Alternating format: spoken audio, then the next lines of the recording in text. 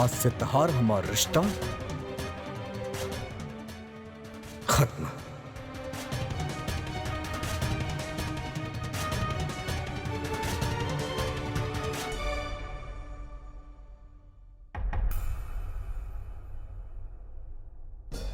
अरे भाड़ में जा, भाड़ में जा। और तुम्हार भलाई यही में बा कि तू हमरा से ना मिला।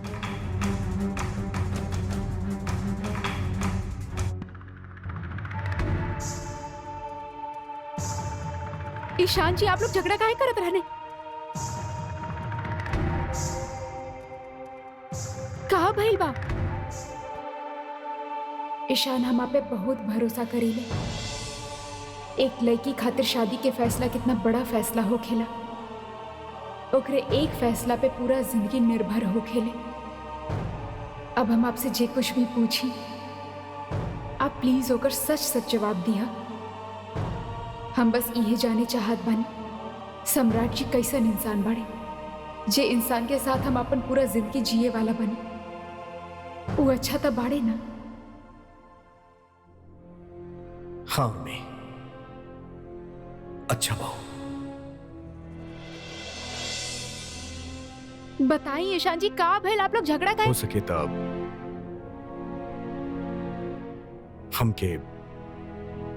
हमके माफ कर दिया उर्मी।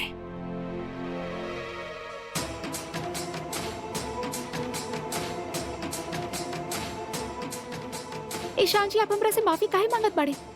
भइल का बा? ईशान जी, आप हमके बताई ना, बात का बा? बहुत बड़ गलती हो गई उर्मी हमरा से।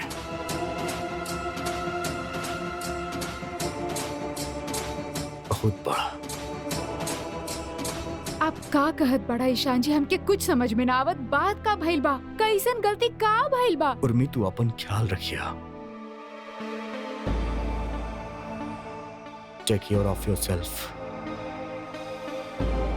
का मतलब हम अपन ख्याल रखी? भइल का बा ईशान जी? आपके सम्राट जी से का बात भइल? काहे झगड़ा? सब कुछ खत्म हो गइल बा उर्मी।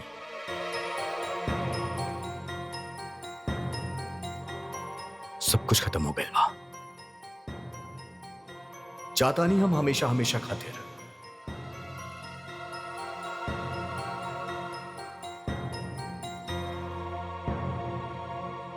और शायद ही हमनी की आखिरी मुलाकात होके। ईशान जी, आप का कह रहल बड़ा? हमके कुछ समझ में ना आवत बा। बात का भइल बा? ये आखिरी मुलाकात का मतलब? बात क्या? अपन ख्याल रखिया उर्मी।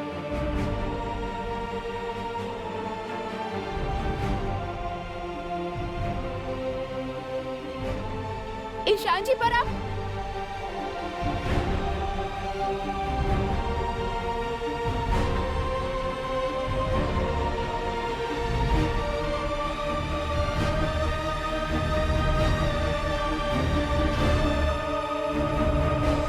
सम्राट जी, आप लोगन के झगड़ा काहे हो रहल बा?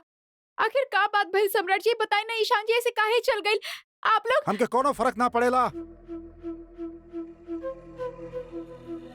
और आप का करता नहीं, का करता नहीं? नीचे काहे नहीं आप? अदालत लगल बा, जन फैसला सुनाई।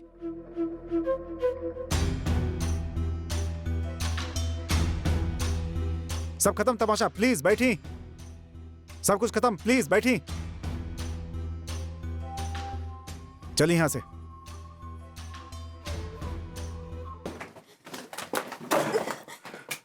सम्राट जी, आप लोगन के झगड़ा काहे भइल? ऐसन कौन सी बात हो गई कि आप लोग मारपीट पे उठ? समझे लगा आपने? आप क्यों? सम्राट जी, ईशान जी जैसन इंसान जे कबो रिएक्ट न करत, उही तरह से काहे बोल के गए कि सब कुछ खत्म हो गए? आखिर भइल का? बोलनी भइल सो भइल। खत्म सब कुछ हमने के बीच से। ईशान के चैप्टर क्लोज। बस इतना जानिए आप, इससे ज्यादा जरूरत नहीं के और नाम जरूरी समझिला।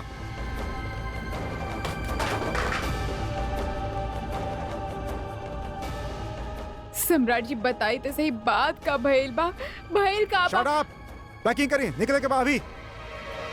पर हमनी के फ्लाइट था 2 दिन के बाद। बोल दी ना पैकिंग करा था, पैकिंग करा, जिद ना। सम्राट जी हमके बताई ना। जौन कहता नहीं करी, प्लीज समझिए हमरा बात के।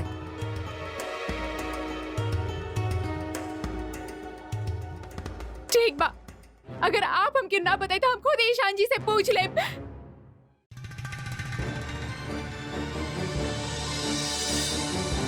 यहाँ आई, एक झापड़ लगाई सारा काबिलियत दूर हो जाए। हम मामद बनी हमारा। इतना जानी बस, आज से ईशान हमरा खातिर मर गइल बा और आपके लिए भी रिश्ता खत्म हमार। समझनी आप?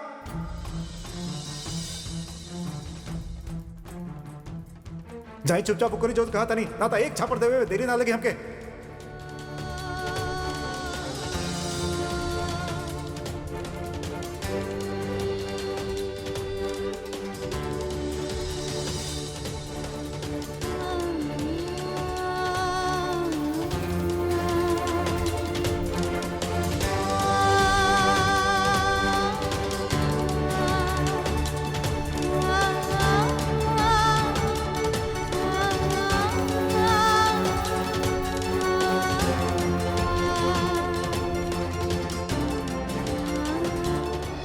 बहुत बहुत धन्यवाद। बच्ची एकदम स्वस्थ भी है जी।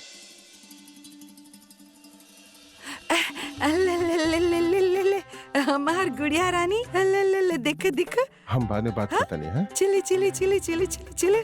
शशि, कहाँ से आ रहल बड़ू बच्चा के लेके? और ये क्या बा?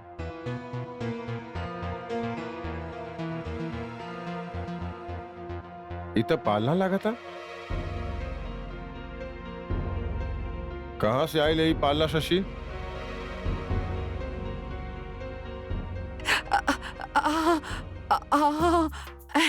अरे हमके का पता, हम तो गुड़िया रानी के एक घर दिखावत रहनी।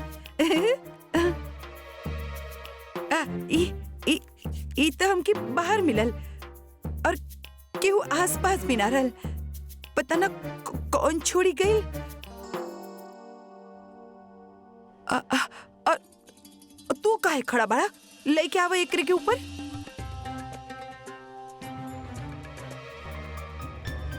कुछ तो गड़बड़ बा। अरे माई, पालना कहाँ से आयल? केहू गिफ्ट दे के गइल बा हमार गुड़िया रानी खातिर। अरे वाह, हमार गुड़िया खातिर पहला गिफ्ट। हाँ? ऐसे कैसे केहू गिफ्ट दे सकेला बिना मिले, बिना बतौले? हमके का पता, देखत ना पड़ा कैसे पैक बा। आई लोग के क्यों छोड़ के गए लोग के? मंदिरा, शशि, हमने के यहाँ बच्चन के पालना बुआ देवेली। हम खोल के देखता नहीं पापा, पता चल जाए। सच सच बतावा शशि, कहाँ से आयली पालना? अब कहत त पानी हमके ना पता बा।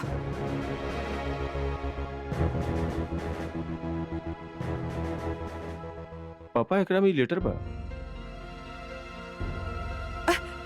हमरा के दिखाई दे जरा। लाओ। हम पढ़ता नहीं माँ। हमार प्यारी भतीजी के ओकर बुआ के तरफ से ढेर सारा प्यार और दुलार।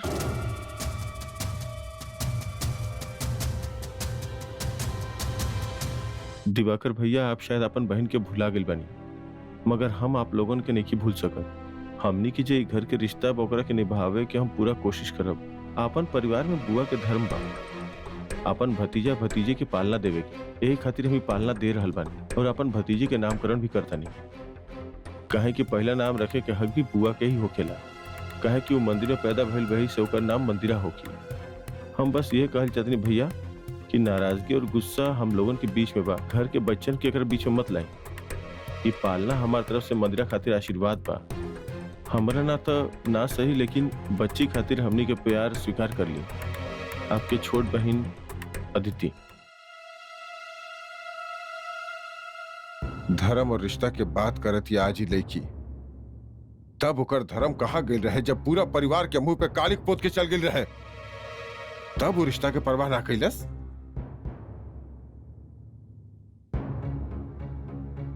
हमके तो कुछ गड़बड़ लगा था। आदित्य अकेले इतना हिम्मत नहीं कर सका। शशि, तुम मिलल रहलू ना आदित्य से? है ना? ये सब वो तोहरा के दिले बाना? काहे मनमानी करे पे तुलल बाड़ू तू? अरे चाहत का बाड़ू? जब ये घर से होकर रिश्ता ना रहे तो काहे बवाल मचावे पे आमादा बाड़ू? ये घर के शांति तोहरा के अच्छा ना लागिला का? हमके काहे सुनावत पड़े आप? हम थोड़े ना मिलल रहनी ओकरा से। जे भी हो के पापा हमके अच्छा लागल। अदिति हमनी के बच्ची खातिर अपन आशीर्वाद देहलस। आखिर वो करे इकलौती बुआ बिया, और वैसे भी कुछ मंगलस ना है ये वो हमनी से देले बिया। तोहार दिमाग खराब हो गया दिवाकर। अरे खुशी हो रहा बा तोहरा के? तोहरा पता नहीं है कि जब सम्राट के पता चली तो का होखी?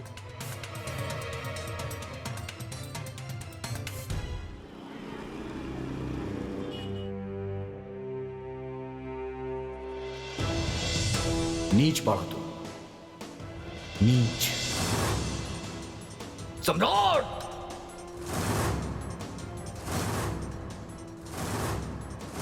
आज के बाद से तहार मुंह हम जिंदगी भर ना देखा बा। आज से तहार हमार रिश्ता खत्म।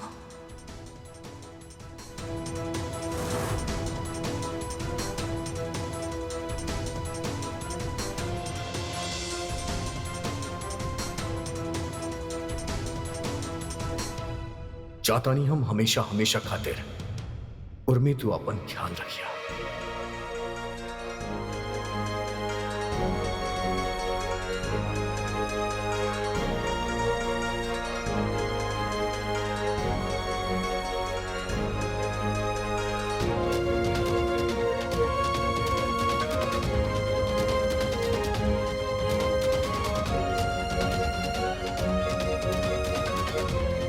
ठीक है बा भाई।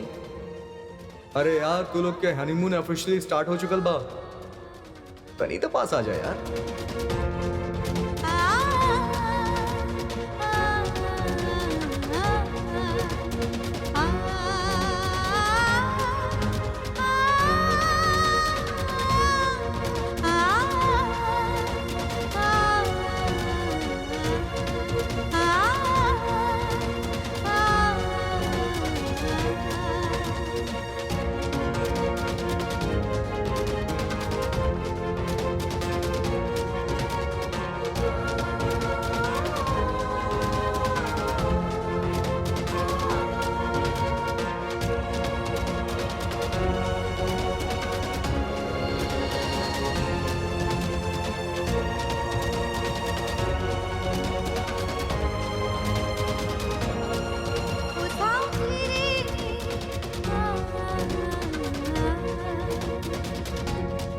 अभी के अभी बुला के पालना ओकरा वापस करा।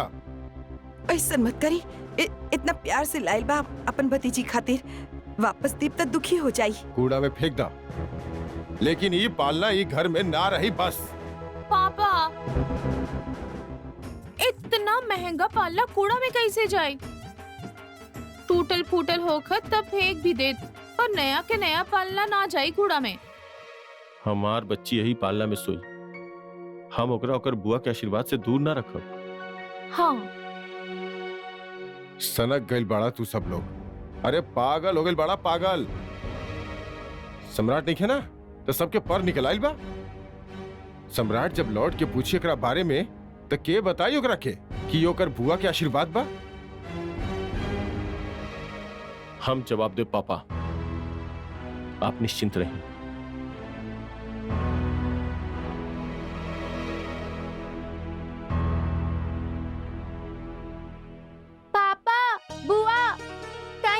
कि चली उर्मी दीदी के घर। का है?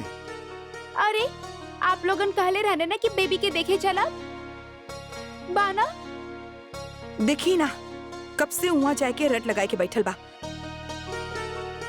हम कहत रहनी कि अभी उर्मी वहाँ ना बा, जब वो आ जाए तब चल जाए। तब फिर से चलल जाए ना। देखिए मम्मी, अगर हम अभी ना गई नी तो वो लोग का सोचिए कि उर्मी दीदी ना बाड़ी तो हमने बच्चा के देखे भी ना गई नी। गलत बाना ही। हाँ ये तो बिल्कुल सही कहत बा। और भैया बच्ची के देखे के हमार भी बहुत मन बा, चली ना। हाँ देखे के तो चाहे, बाकी आजे वही तो। और ना तो का, अगर अस्पताल में बच्ची जन्मी होखत तो का हमनी लोग अस्पताल नहीं के जाइत देखे खातिर जाइत ना। फिर ये भी सही बा, जब जच्चा बच्चा घर आ गल बाड़े, दोनों स्वस्थ बाड़े, तो जाए के तो चाहे देखे खातिर। का भइल, कहाँ जाए के बात हो रहल बा? हम लोग सोचत बानी कि रश्मि उर्मी के ससुराल जाई। अरे दादी, हम भी ये सोचत रहनी। हम तैयार हो के आवतानी। हाँ बाकी बच्चे खातिर कुछ लेके जाई। हाँ जी, हाथ में देवे के तो पड़ी ना कुछ। अरे काजल की डिब्बिया लेते जाइब। काजल के डिबिया? अम्मा तू तो बस अपन जमाना से बाहर ना निकली है, फेविकोल लगाए के वही जमी रही है। अरे का काजल के डिब्बिया लेके जाइब। हाँ तो और का, जब झोंक बच्ची के नहावन हो जाई तब कपड़ा ले जाई। अम्मा हमके लागत बा चांदी के कड़ा दी। काहे रश्मि? बेइज्जती हो जाए हमनी के अगर चांदी की कड़ा देनी तो। काहे? ई मत भूला कि सरोजी बच्ची पैदा करवाइले बा, उ का कम बा? अस्पताल के हजारन के खर्चा बचल बा उनकर। वो अब वसूली है।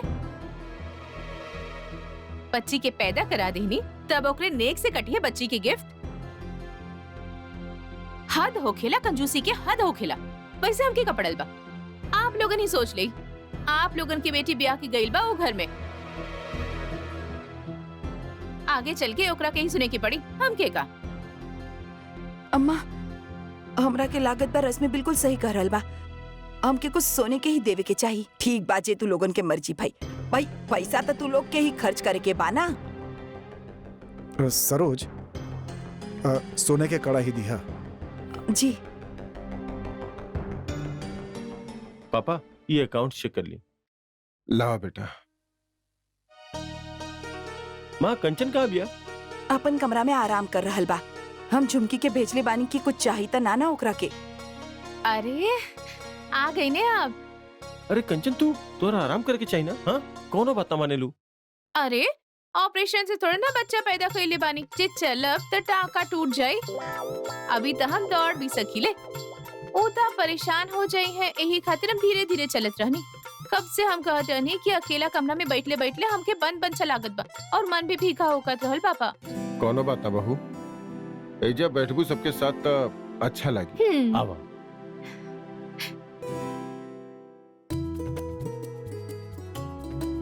अरे लावा भाई, हमार राजकुमारी हमके भी दे दा, हम भी तनी बतिया लें। अरे का भैया, हमार गोद में तो रहबे ना करे ले। अरे मुक्ते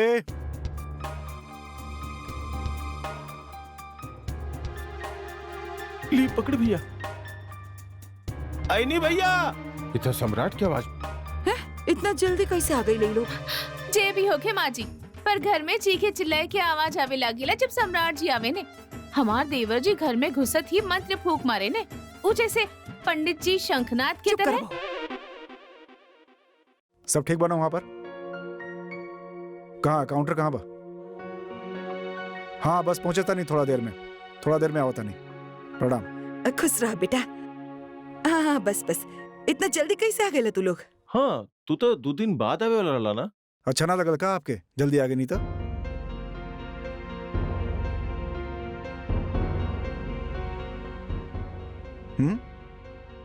ये हमरा के देख के आपके कोनो प्लान गड़बड़ा गई? ऐसा कोनो बात नहीं कि सम्राट। ऐसा ना बात है का गोवा जाके हम कोनो खूटा से ना बनल रहनी कि 2 दिन बाद जाके खुल गई नहीं। आजाद रहनी मन के लिए चलिए नहीं। प्रणाम। ठीक बनी आप? अरे वाह भैया, हमके भी तो दिखाई चुटकी के शक्ल गईल केकरा पे बा। ओ लिली कितना प्यारी बिया, हमके गोद में दी ना। इकलौती चाची बानी हम, हक ता बनेला ना भाभी। काहे भैया? बिल्कुल। उर्मी देख ला और बतावा केकरा पे गइल बा। हमरा के त लागत बा पकोड़ा जैसे नाक एकरे पापा पे गइल बा। का भाभी? वैसे कायदे से देखल जाए तो गए तो भैया पे ही बा। देखी लागत पाना बिल्कुल भैया जैसे, नए नक्श बिल्कुल भैया जैसन बा। हमरा के सब के समझ नहीं खे, नाप तो आप ही लोग करी। लीना आप भी तो चाचू बाड़े कर।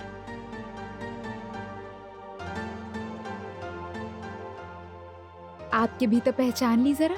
अरे ना ना ना ना, हम गोद में ना ले बेकरा, ऐसे ठीक बा। हमसे ना बनत इतना छोट छोट बच्चन के गोद में लेहाल। इतना छोट हाथ पाँव होखेला, समझ में ना वाला कहाँ से पकड़ी। अच्छा रहंदा बहू, सही करल बा, ई ना संभाल पाई रहदा। दीदी आप तो ठीक बानी ना? एकदम ठीक। ओ कौन से हॉस्पिटल में भइल डिलीवरी? हॉस्पिटल में नहीं खे देवर जी, बहुत ही अनोखा ढंग से आइल बा गुड़िया रानी ई दुनिया में। मंदिर के सामने भगवान के देख रेख में पैदा भइल बा, और पता बा पैदा होकर ही रानी लक्ष्मीबाई जितना मशहूर हो गई बा पूरा झांसी में।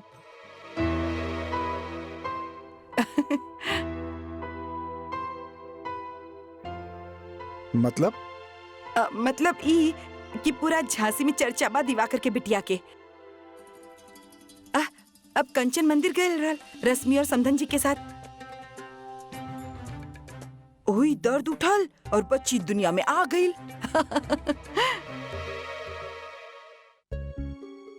अरे सारा अखबार में न्यूज बाई बात के। बच्ची शोहरत और नाम लेके आयल भी अपना साथे। अरे पूरा खानदान के झांसी में नाम जगा दे लसी। अरे झुमकी जरा पेपर तो ले यहाँ। हाँ, एगो अखबार तो यहाँ तक लिखले बा कि बहुत महान बनी, कहे कि गौतम बुद्ध भी यही तरह पैदा भइल रहे लुम्बिनी के जंगल में। माँ जी, दीदी भाभी और मम्मी के साथ मंदिर कैसे गई? कंचन मन्नत मान ले रहल, वही खातिर मंदिर जाए के रहल। अब हम ना जा पाई थी तो समधन जी और रश्मि के साथ भेज देनी। भाई समधन जी के बहुत उपकार बा हमनी के ऊपर। वो दिन ऊ ना होती तो ना जाने का हो जात। सच में देवर जी, उर्मी की मम्मी की वजह से हमार नैया पार हो गई। ई बच्ची उनकर ही बदौलत भइल बा।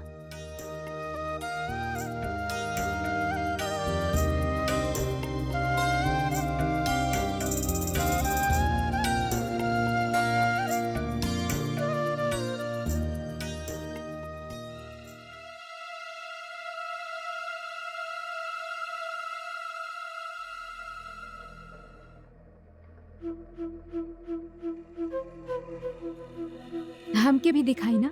देखा हर तरफ नाम बा राठौर परिवार के।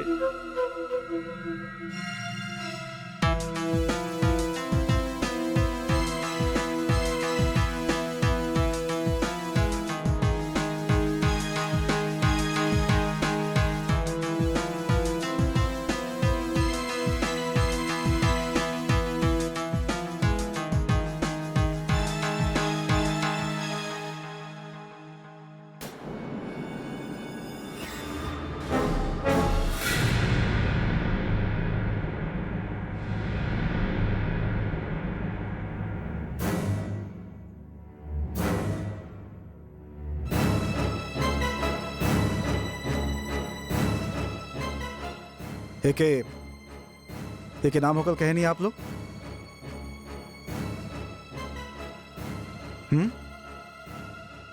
अरे नाक कटवा दे दी आप लोग हमार, पूरा सोसाइटी के आगे। शोहरत लेके आयल बिया कि बदनामी लेके आयल बिया? और आप लोग भी ढोल बजा रहल बानी।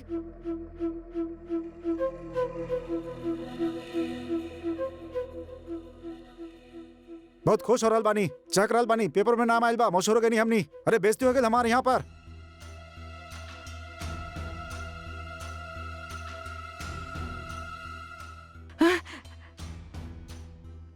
हम भी कहाँ खुश होकत रहनी। हम तो बस जिब भइल ओकरे के बतावत रहनी तोरा के।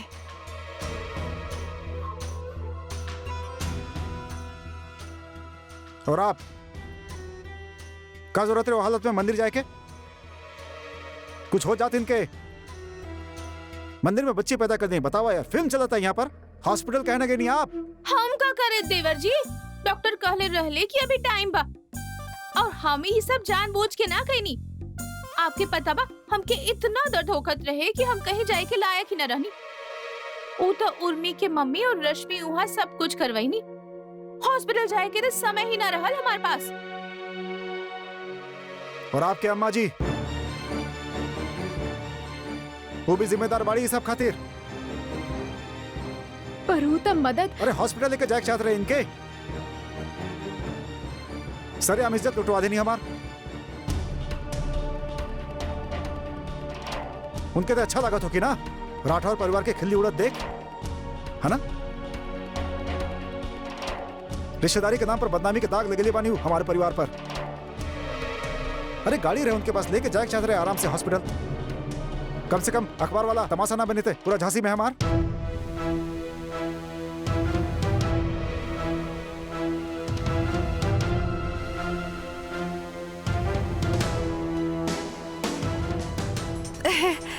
समधन जी,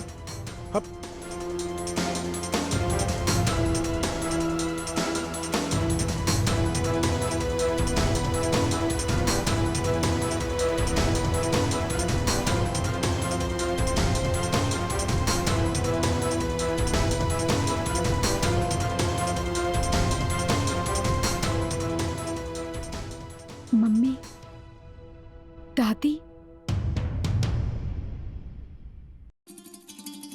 अरे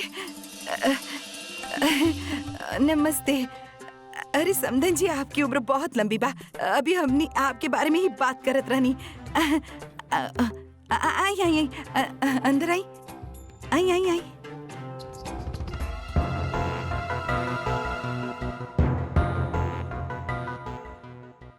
दामाद जी और उर्मी कब आइले? उहे ता उर्मी दीदी और जीजू भी आ गए, हमके ना पता रहे। आई आई आप सब लोगन के स्वागत बा। आई समधन जी। इला अच्छा भाई कि रश्मि और आंटी जी आप लोग भी आ गई नी। देवर जी पूछा इनसे कि वो दिन का भइल रहे, के कर गलती रहल, काहे के जल्दबाजी रहल। अरे इंसान के जब सुसु पोटी लागेला तकाऊ रोकेला नहीं खे ना। और आप कहत बड़ा कि बच्चा पैदा होके से काहे ना रोक लू, अस्पताल में काहे ना पैदा कैलू। चुप कर बाप।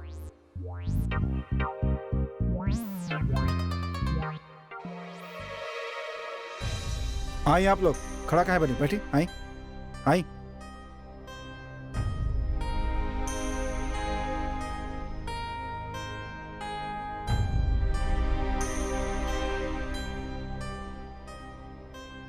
आई बैठी।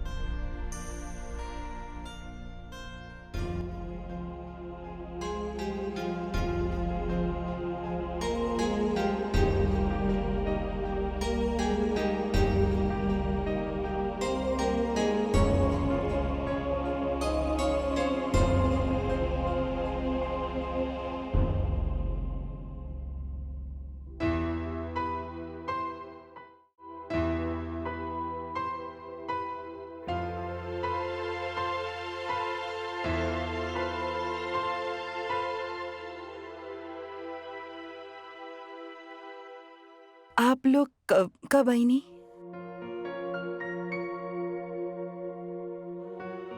हाँ, तू लोगन इतना जल्दी कैसे आ गईला?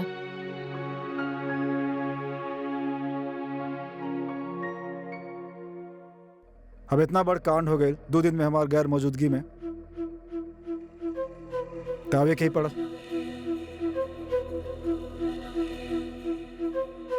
और अच्छा भेल की आई गई नहीं। अब का बाकी हमार पूरा खानदान के झांसी में शोर हो चुकल बा।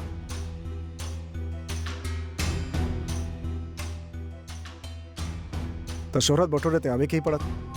काहे?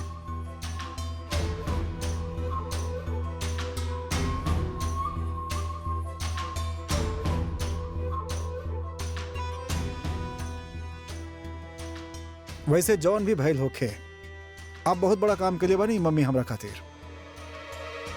बहुत बड़ा। हमार आवे वाला 7 पुस्त याद रखिए आपके एक काम खातिर।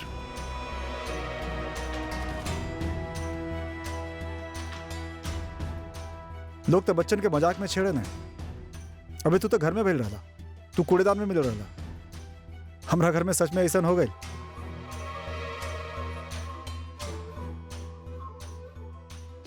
सेम to same and all thanks to you mummy ji. आप ना होती थी काम कैसे होगा हमके बताएं आप जी। अरे भाई हमारे खानदान के बेटी को दुनिया में लाल बानी आप, छोट मोट बात नहीं खे।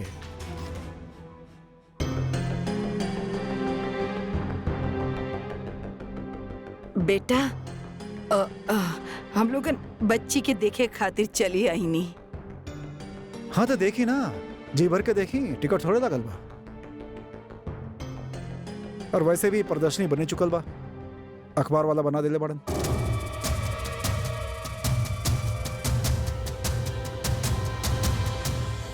जाओ और में मिलावा, बच्चे के दादी से मिलावा, सबके चला। अब आप ते ही रहे वाला बानी, ये लोग थोड़ा देर खातिर आयल बड़न, चल जी हन।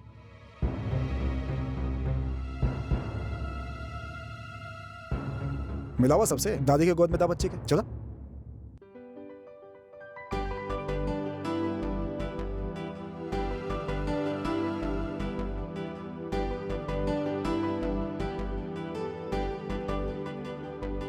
अरे हमार सोन परी कितना सुंदर बा।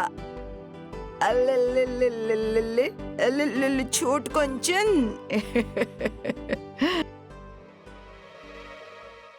माँ अच्छा से खातिरदारी होके के चाहिए सब लोग के। ये लोग रोज रोज ते आवे ना, और अब तो दूर दूर रिश्ता हो गए ये लोग से। दूसरा ही हमारे घर के बेटी के जन्म देवे में मदद के लिए पड़ा। कहाँ है रश्मि?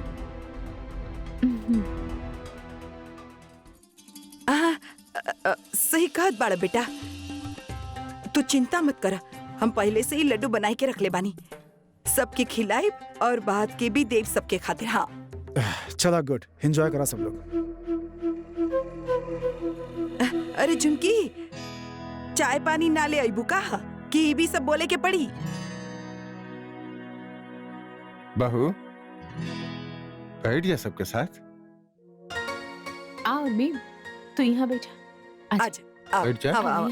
बैठ। दादी हमके भी दी ना बेबी के, थोड़ा देर बात करत आनी एकरा से। संभाल के। अरे संभाल के। हाँ हाँ आराम से, संभाल के संभाल के। ओ ले ले ले ले आ। समधन जी, हमरा से कोनो गलती हो गई का? दामाद जी बहुत नाराज लागत रहे। अरे नाना समधन जी, असल में सम्राट के अच्छा ना लागल, वो अखबार में नाम वाम छपी गई ना, और शहर में जे खबर फैल गई बा कि राठौड़ खानदान की बेटी मंदिर में पैदा भइल बा, वो भी सब लोगन के सामने। बस यही खातिर, बाकी कोनो बात नहीं के। पर हमनी के पास और कोनो चारा भी तो ना रहल। हम सच में बहुत कोशिश कईनी, कसम से, कि हम आपके बहू के अस्पताल ले जाई, लेकिन ओकर हालत बहुत बिगड़ गए रहे। हमके जे भी करे के पड़ल, मंदिर में ही करे के पड़ल। हाँ बुआ जी, भाभी ले जाए लायक ही ना रहनी अस्पताल। देखिए समधन जी, यही तरह सफाई देखे हमनी के शर्मिंदा मत करी। हम जानता नहीं कि आप जे हालत में फैसला लेनी वो पूरा तरह से वाजिब रहे। अब नेकी करके खुद के दोषी मत मानिए आप। हाँ सही कहत बाड़े। और समधन जी, का हमके पता ना बा कि जे कुछ भी भइल। पर ये सब बात छोड़ा, वो लड़का बा, वो का जानी औरत के तकलीफ। जब खुद के बच्चा होगी ना, तब समझ में आई। ओहे तो, लेकिन का करी, देवर जी अच्छा अच्छा बात भी ना समझत, तई औरतन वाला बात का समझी है। अरे हम तो कहत बानी कि उनके जब खुद के बच्चा होगी ना, तब भी उनके कुछ भी समझ में ना आई। वो तो खुद के बच्चा से ऐसे बात करी है। देखी काबे, इतना जल्दी काहे आइला? 1 घंटा बाद ना सकत रहला। तो के पता होके के चाहत रहल ना हमार मीटिंग बा। सच में बुआ जी, हम तो कहतानी हमार देवर जी जब अगला जन्म में लड़की बन के जन्मी है ना, तभी उनके पता चली कि ये सब का होखेला। बिल्कुल सही। अब उर्मी, उर्मी, ला लागल पुकार। अब जाए।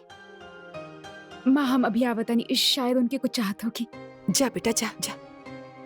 उर्मी,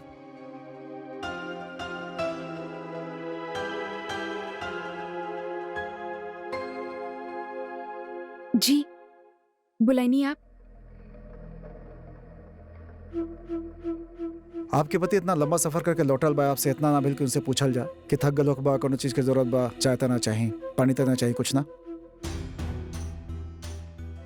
सॉरी, झुमकी चाय चढ़ेले भी हम अभी लेके आवतनी। मांगनी हम आपसे चाय। ना कॉफी पिए आप, हम कॉफी लेके आवतनी। मांगनी कॉफी हम।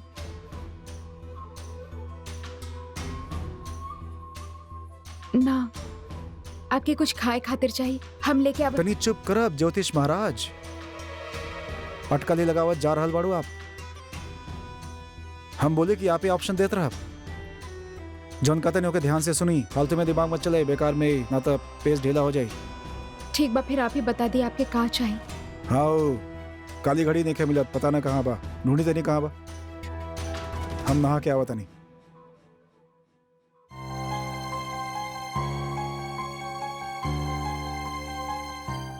माँ ई ले, ई कड़ा आपन हाथ से गुड़िया के पहना दे। अरे ई सब के का जरूरत रहे? ई आशीर्वाद बा हमनी सबके तरफ से बिटिया खातिर। ई पहुंची बा, ई पहन ले तब बिटिया के नजर भी ना लागी। अरे आंटी ले ना।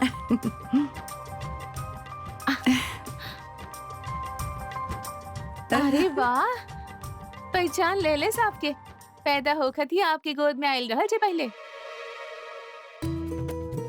माँ लाइना हमार गोद में दी ना गुड़िया के, हम भी तो देखी हमार गुड़िया हमके पहचाने लेकिन ना। हाँ हाँ बहू, दे इधर रश्मि के गोद में ले तब ममता उमड़ी, ममता उमड़ी तब कोख जागी। ये बच्ची के बहाना कम से कम हमनी लोग के घर में खुशी आ जाई।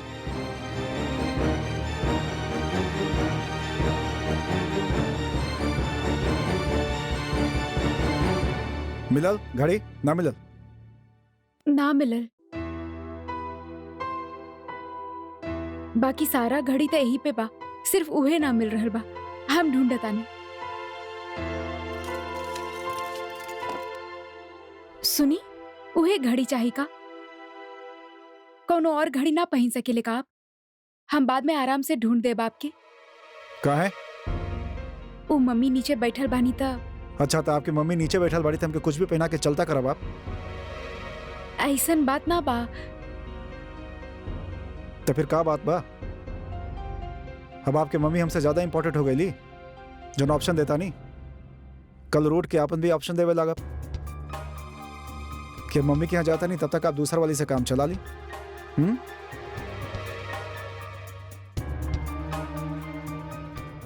आपका ड्रॉवर में घड़ी के साथ साथ ढेर सारी बीवी भी रखे के पड़ी का? कैसन बात कर रहे बानी आप? कड़वा कड़वा बात कहता नहीं, लेकिन सच बाबू। और कैसन बीवी बानी आप? आपसे को कमरा ना संभला, घर परिवार खाक संभाला।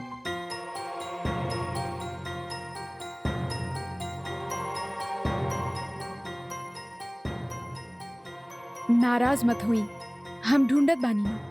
तो ढूंढी। बुआ कहाँ भइल? आप गई नी ना? कहाँ? आपन घर। हमरे यहाँ के तो सारे रिश्तेदार चल गईले। बहुत दिन हो गए ना। कितना रोटी तोड़बू मायका के? हाँ